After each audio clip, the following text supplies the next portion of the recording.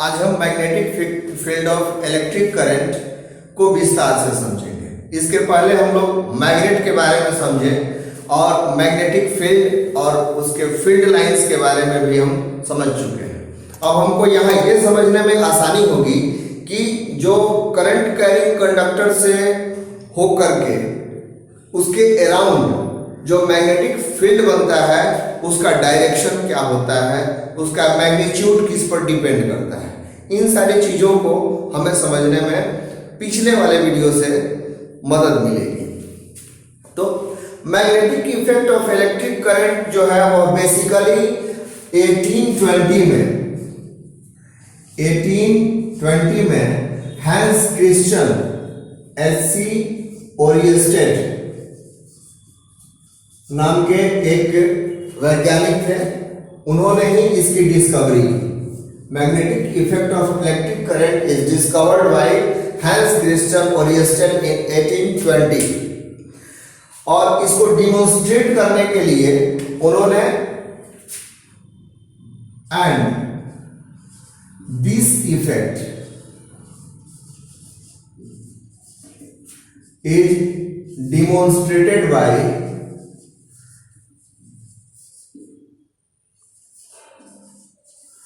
bringing a compass near current carrying conductor.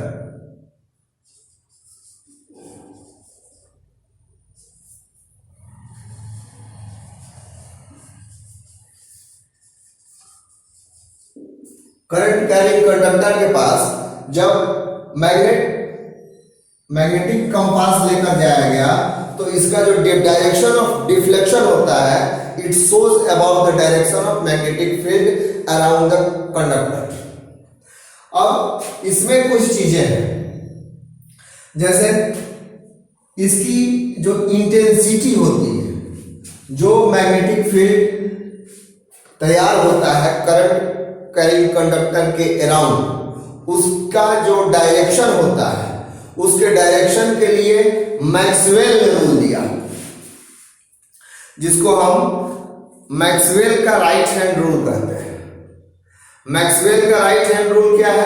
तो अगर इसको हम कोई करंट कैरिंग कंडक्टर समझ लें तो अपने दाहिने हाथ से अंगूठे को खड़ा करके इस प्रकार अगर इसको पकड़ा जाए तो जो अंगूठे का डायरेक्शन होता है ये डायरेक्शन ऑफ इलेक्ट्रिक करंट बताता है और इसके जो कर्लिंग का जो डायरेक्शन होता है वह इलेक्ट्रिक मैग्नेटिक फील्ड लाइन का डायरेक्शन शो करता है।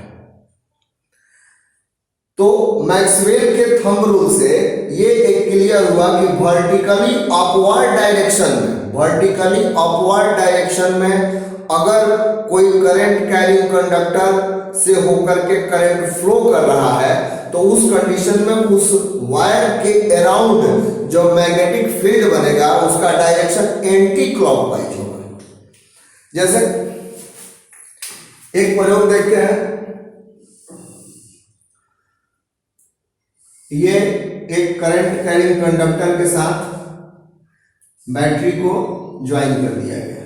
ये इसका नेगेटिव पॉइंट है और ये इसका पॉजिटिव पॉइंट है। एक स्विच लगा दिया गया,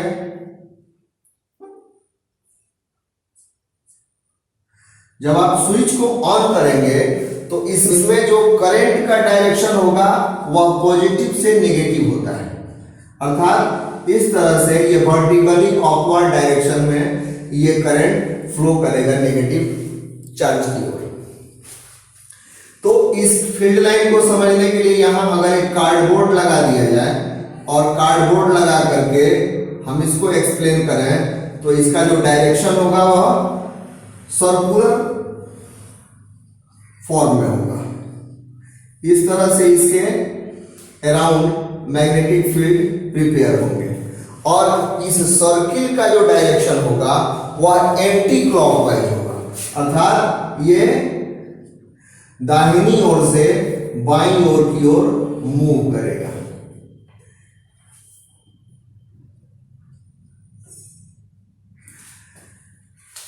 इसको देखने के लिए इसके नजदीक इसका जो डायरेक्शन है, इस डायरेक्शन को इंडिकेट करने के लिए इसके पास हम मैग्नेटिक कंपास जब लेकर जाएंगे तो मैग्नेटिक कंपास का डिफ्लेक्शन एक खास डायरेक्शन में होगा जो इसके डायरेक्शन को इंडिकेट करेगा, अर्थात ये राइट टू लेफ्ट, इसका जो मूवमेंट होगा वो राइट टू लेफ्ट होगा। तो राइट टू लेफ्ट जब होगा तो ये आपको एंटी क्लॉकवाइज डायरेक्शन को इंडिकेट करता है। यही प्रयोग अगर चेंज कर दिया जाए तो इस कंडीशन में इसका यहां पॉजिटिव चार्ज, यहां नेगेटिव चार्ज और एक स्विच लगाया गया। स्विच को जब हम ऑन करेंगे तो इसमें जो फ्लो ऑफ करंट होगा वह वर्टिकली डाउनवर्ड की ओर होगा, क्योंकि इलेक्ट्रिक करंट जो होते हैं वह हमेशा पॉजिटिव से नेगेटिव की ओर मूव करते हैं। और इसमें अगर हम कार्डबोर्ड के द्वारा इस प्रयोग को दोहराएं तो हम देख पाएंगे कार्डबोर्ड और कंपास के द्वारा इसका जो डायरेक्शन निकलेगा वह डायरेक्शन क्लॉकवाइज होगा, मतलब वर्टिकली डाउनवर्ड डायरेक्शन में अगर यह मूव करता है तो उस कंडीशन में ये क्लॉकवाइज मूवमेंट होगा।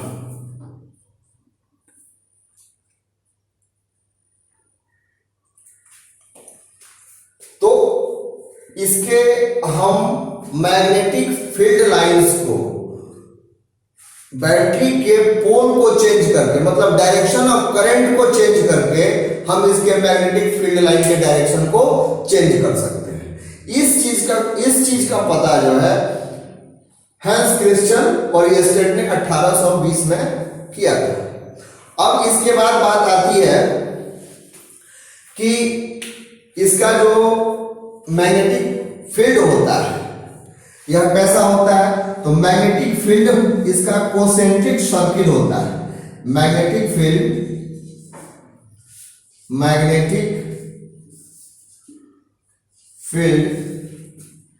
is in the form of concentric circle.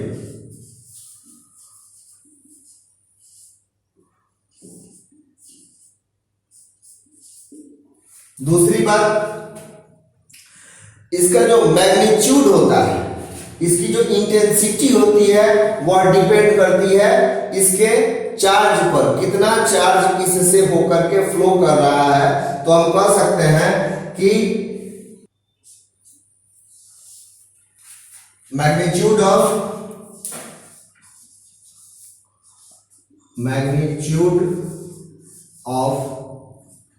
Magnetic field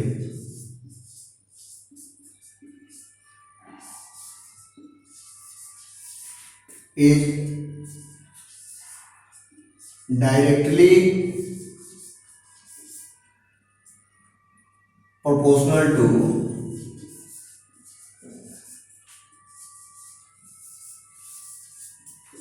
the current and inversely proportional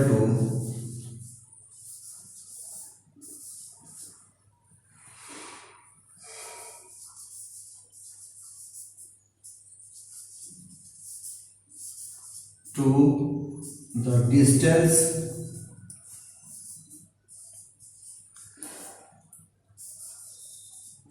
from the wire।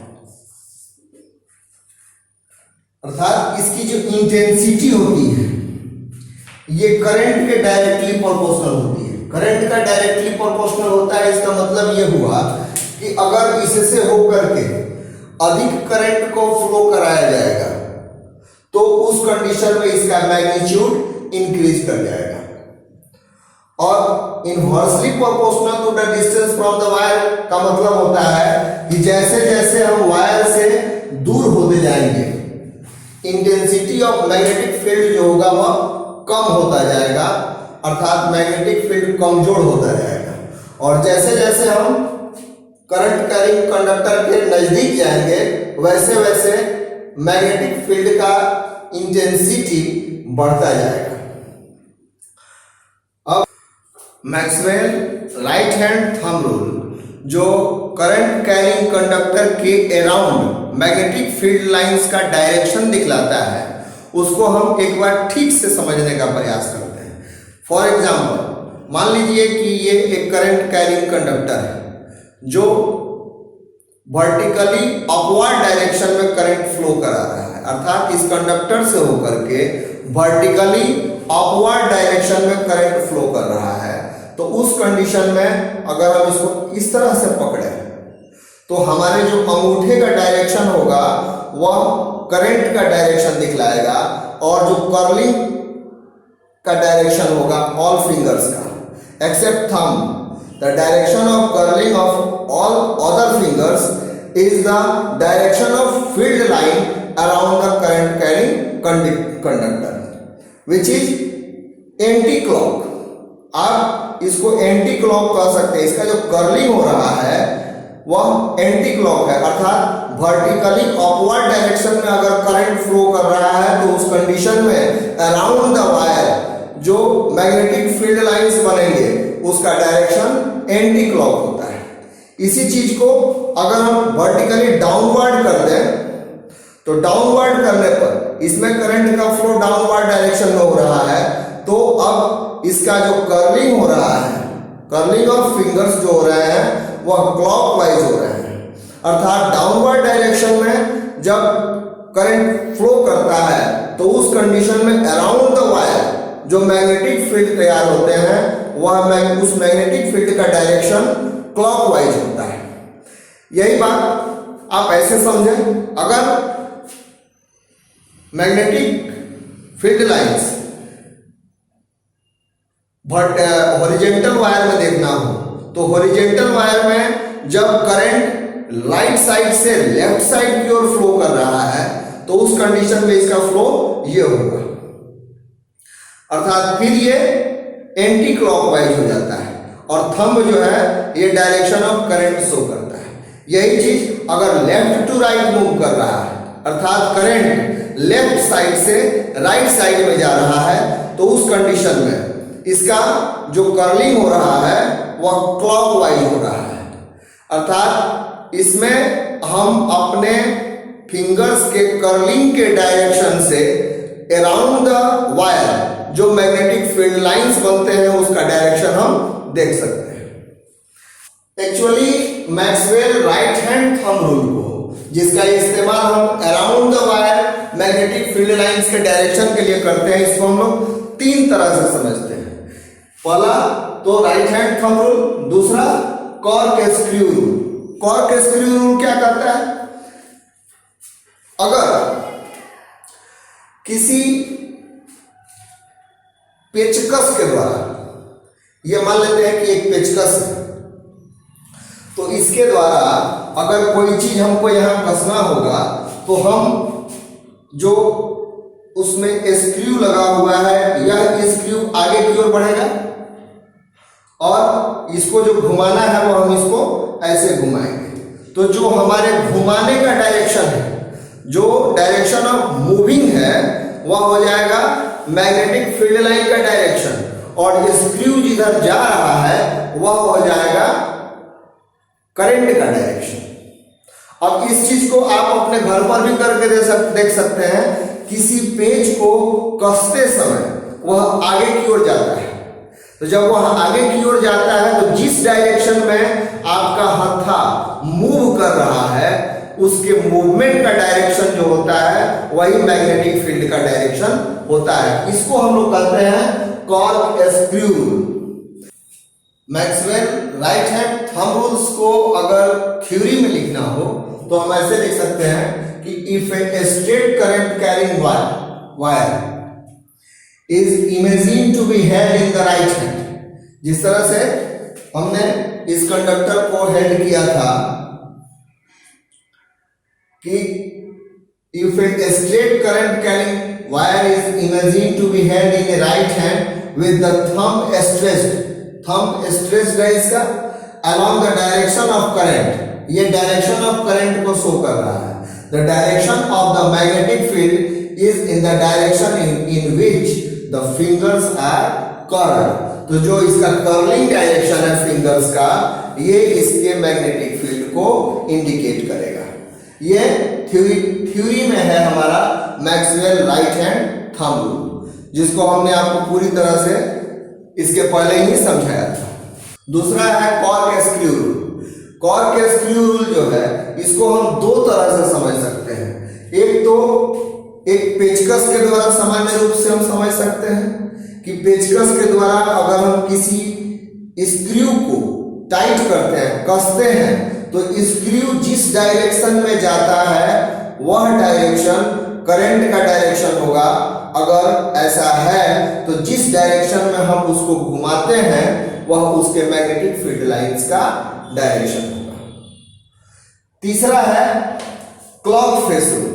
Clock face rule में क्या होता है, तो अगर कोई वायर हम मूव कराते हैं, जैसे मान लेते हैं कि एक वायर को इस तरह से ज्वाइन किया गया बैटरी के द्वारा कि ये कर्ली हो गया,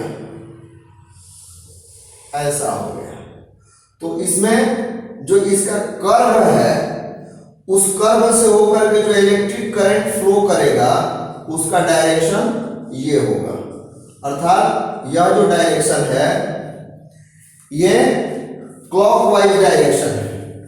यह डायरेक्शन क्लॉकवाइज डायरेक्शन है। तो जब क्लॉकवाइज डायरेक्शन होता है तो ये साउथ पोल प्रोड्यूस करता है। अब यही एक तरफ से जो देखने में साउथ पोल होगा वह दूसरी पोल से देखने में, दूसरी तरफ से जब हम देखेंगे तो वह उसका अपोजिट साइड होगा। और ये जो एक क्लॉकवाइज डायरेक्शन दिख रहा है, यही क्लॉकवाइज डायरेक्शन दूसरी तरफ से एंटी क्लॉक दिखेगा और तब उस तरफ इसका नॉर्थ पोल फॉर्म करेगा। जैसे इसको हम एक दूसरे चित्र के द्वारा समझते हैं।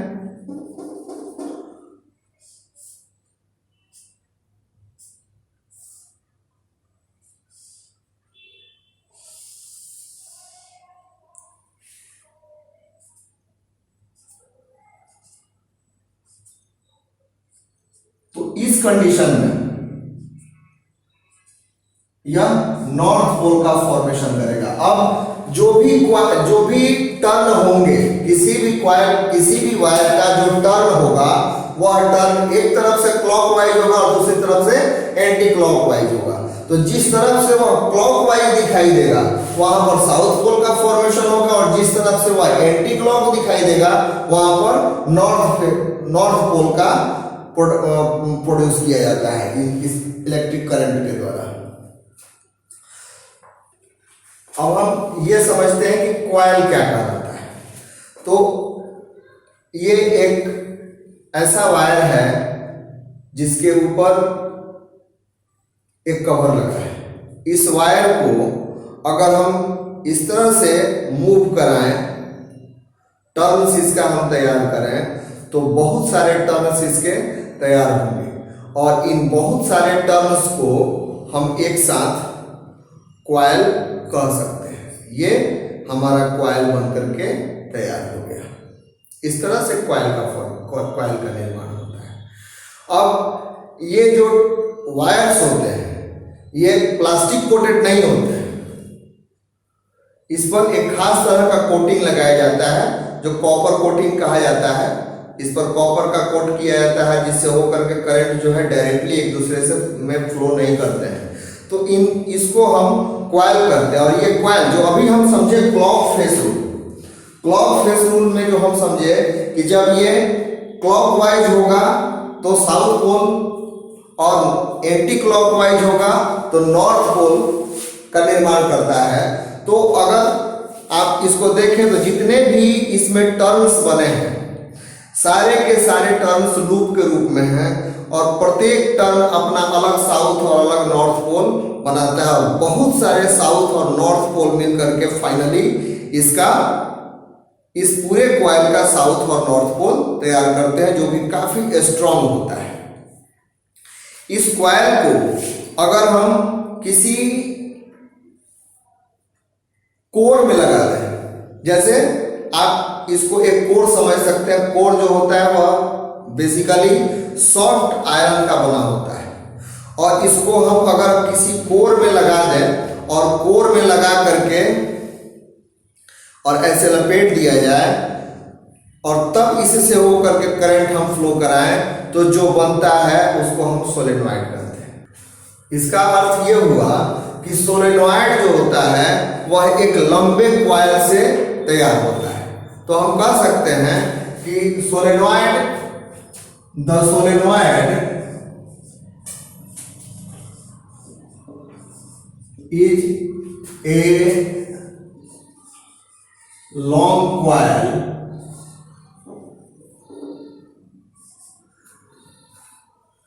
containing a large number of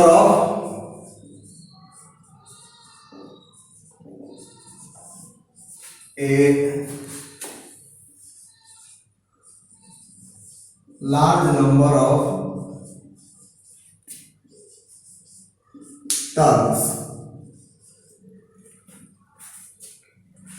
of insulated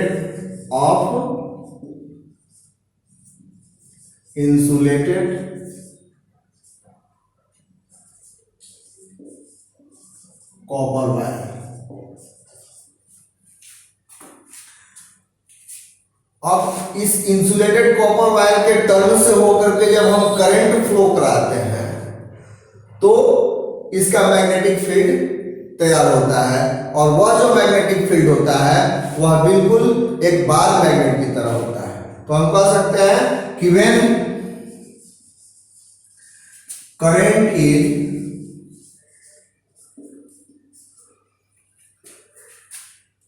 phloem through this wire, it produces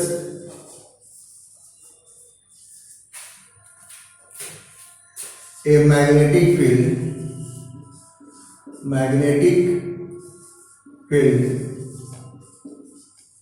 just like a bar magnet.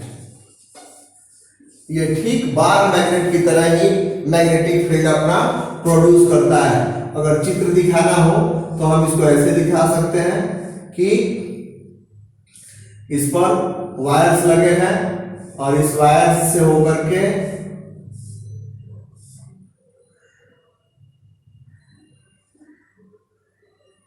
Current flow कर रहा है।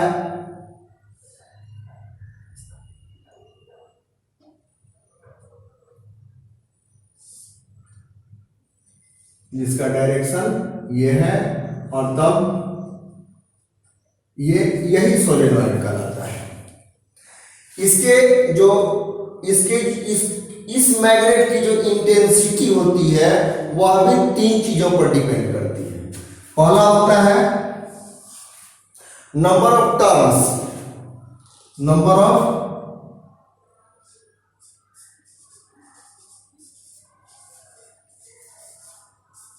टर्न्स, दूसरा होता है strength of current,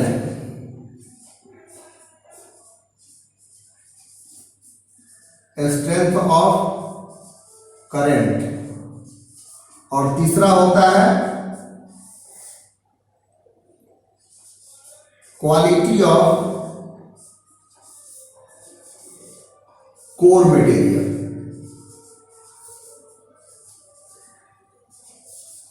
in 3 factors पर इसका इंटेंसिटी डिपेंड करता है। नंबर ऑफ टर्न्स का मतलब यह हुआ कि अगर सोलेनॉइड में हम टर्न्स की संख्या बढ़ा दें तो इस सोलेनॉइड का जो मैग्नेटिक फील्ड होगा वह ज्यादा स्ट्रांग होगा। इसी तरह से अगर हम टर्न्स की संख्या घटा दें तो इसका जो मैग्नेटिक फील्ड होगा वह कम होगा, कमजोर होगा। स्ट्रेंथ ऑफ करंट, इससे होकर के जो करंट फ्लो कराया जा रहा है उसकी क्वांटिटी अगर बढ़ा दी जाए, अगर इससे होकर के ज्यादा करंट फ्लो कराया जाएगा तो इसका मैग्नेटिक फील्ड स्ट्रांग होगा, और कम करंट अगर फ्लो कराया जाएगा तो इसका मैग्नेटिक फील्ड वीक होगा। तीसरा चीज होता है कोर मटेरियल। कोर मटेरियल का मतलब होता है कि इस चीज का, ये अगर सॉफ्ट आयरन है, सॉफ्ट आयरन है तो यह सबसे अच्छा होता है, क्योंकि जैसे ही आप इससे होकर के करंट फ्लो कराना बंद करते हैं, यह अपना मैग्नेटिक इफेक्ट प्रोड्यूस करना भी बंद कर देता है। अगर इसके बदले में अगर कोई हार्ड आयरन इस्तेमाल किया गया, जैसे मान लीजिए कि आयरन, निकेल और कोबाल्ट का मिश्रण एलाई इसमें इस्तेमाल किया गया, या कोबाल्ट स्टील का इस्तेमाल किया गया, तो इस कंडीशन में क्या होगा कि करंट फ्लो कराना बंद करने के बाद भी यह सोलेनॉइड जो है यह एक मैग्नेट की तरह बिहेव करेगा। तो एक्चुअली जो परमानेंट मैग्नेट तैयार, सिंथेटिक मेथड है, परमानेंट मैग्नेट को तैयार करने का जो सिंथेटिक मेथड है वह इसी तरह से होता है। अर्थात किसी हार्ड कोर पर वायर्स को लपेट करके उससे होकर के हम करंट फ्लो कराते हैं, तो जो हार्ड कोर होता है वो परमानेंट मैग्नेट में चेंज हो जाता है। इसके बाद बात आती है इलेक्ट्रोमैग्नेट। इलेक्ट्रोमैग्नेट भी एकदम सोलेनॉइड की तरह होता है, बिल्कुल सारी चीजें इसकी सोलेनॉइड की तरह होती है। इलेक्ट्रोमैग्नेट, इलेक्ट्रोमैग्नेट जो होता है इसके लिए हम कह सकते हैं कि a magnet formed temporarily due to the magnetic field of a current। अगर कोई मैग्नेट हम इस तरह से बनाते हैं कि जब उससे होकर के करंट फ्लो करे तो वह मैग्नेट की तरह बिहेव करे, और जैसे ही करंट का फ्लो बंद कर दिया जाए उसका मैग्नेटिक जो क्वालिटी है वह समाप्त हो जाए, तो उसको हम इलेक्ट्रोमैग्नेट कहते हैं। हम कह सकते हैं कि a magnet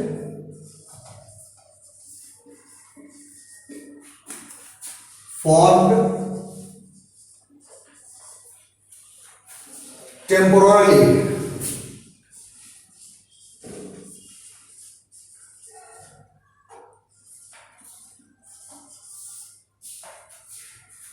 due to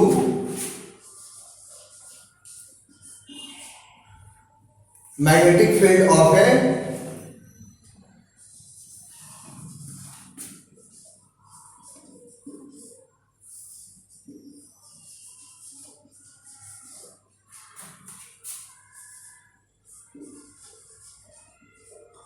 current carrying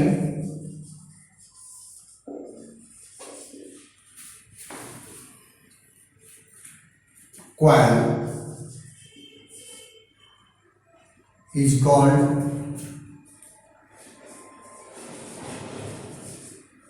electromagnet।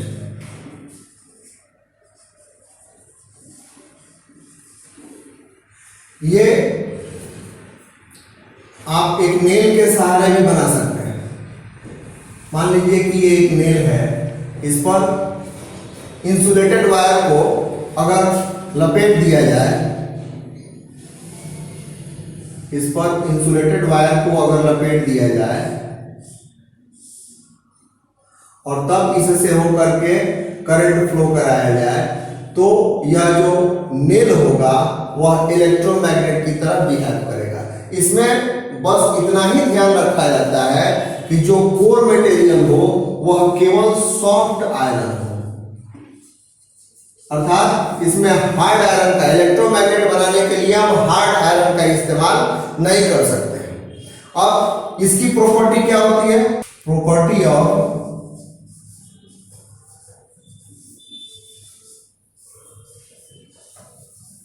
Electromagnet, इसका फर्स्ट प्रॉपर्टी होता है कि ये टेम्पोररी मैग्नेट होता है। It is a temporary magnet.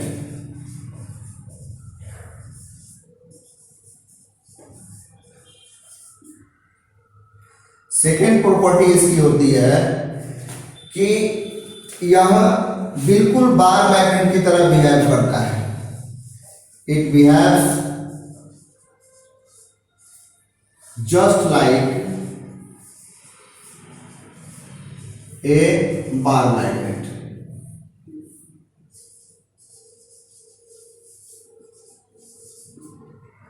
तीसरी प्रॉपर्टी इसकी होती है कि इसका जो मैग्नेटिक फील्ड लाइंस होते हैं उसको हम डायरेक्शन ऑफ करंट को चेंज करके चेंज कर सकते हैं। जैसे मान लेते हैं कि ये जो भी कंडीशन है इसमें अगर यहाँ नॉर्थ पोल बन रहा है और यहाँ साउथ पोल बन रहा है, तो अगर इस यहाँ पर हम बैटरी का पोल चेंज कर दें तो पोल चेंज कर देने से इसका नॉर्थ पोल और साउथ पोल इंटरचेंज हो जाएगा और इस साइड में नॉर्थ हो जाएगा और उस साइड में साउथ हो जाएगा।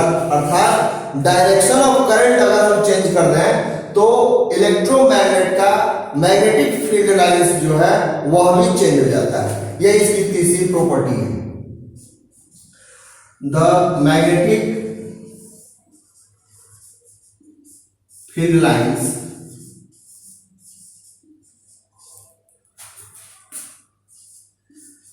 can be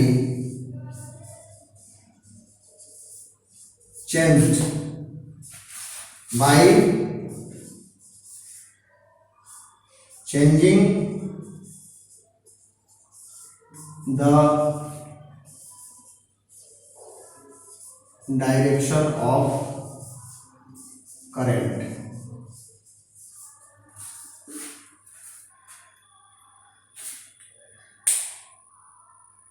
इसमें बस इतना ही, शेष अगले में।